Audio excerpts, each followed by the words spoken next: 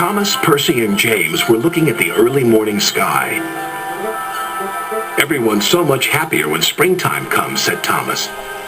"Everyone except Sir Topham Hatt," grumbled James. "He seems to be working us harder than ever. I'm tired of these coastal runs." "He just wants everything to be ready for the holidays," replied Percy. "Anyway, salty air makes me all cheerful in my smoke box." "Pah!" snorted James. "It's the countryside that really gets me fired up. It's the only place to be." And he puffed away to collect his freight cars from the docks. Thomas and Percy had to take some empty freight cars to the scrap yards. In a siding, they saw an old coach. She looked very sad. "What are you doing here?" "They called me Old Slow Coach and told me I wasn't useful anymore. Now only the mice ride in me." "Well, you may be dusty, but you look in perfect shape." The yard manager appeared. "Come along. I have freight cars for you to take away." "Excuse me," said Percy's driver. "Can you tell us about this coach?" "Old Slow Coach. She's been here for years. She'll be broken up when we find the time." The engines were dismayed. "We'll try and help you," said Thomas. But he didn't know how. Meanwhile, James was enjoying himself. "This is the life," he chortled. But he was heading for trouble. One of the fuel cars was leaking. Then, suddenly, it caught fire. "Oh, help!" cried James.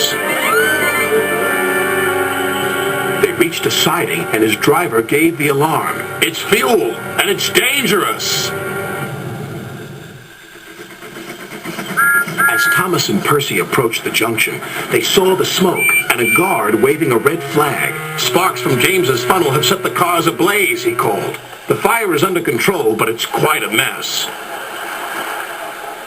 "You said the countryside got you all fired up, James," said Percy, "but I didn't think you meant it in this way."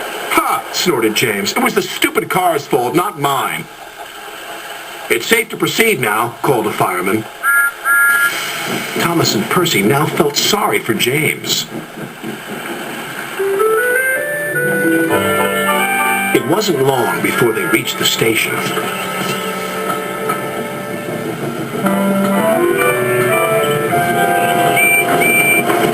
Later, as they were having a long drink at the water towers, they suddenly heard a commotion.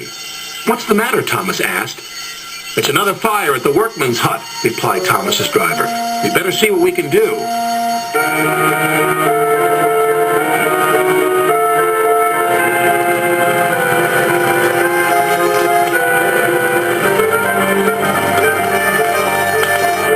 The fire engines had a big problem.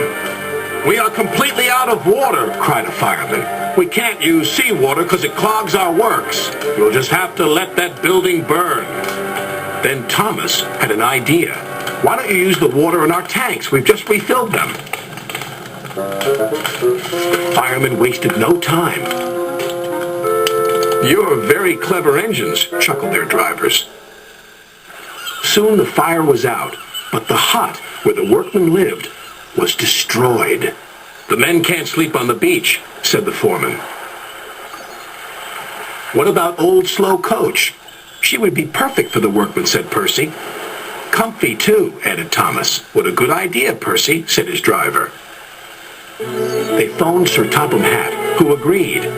"She'll be spick and span by the time you collect her." And she was, and very happy, too. "I can't thank you enough. I feel splendid." The engines buffered up to her, and she set off happily for her new home.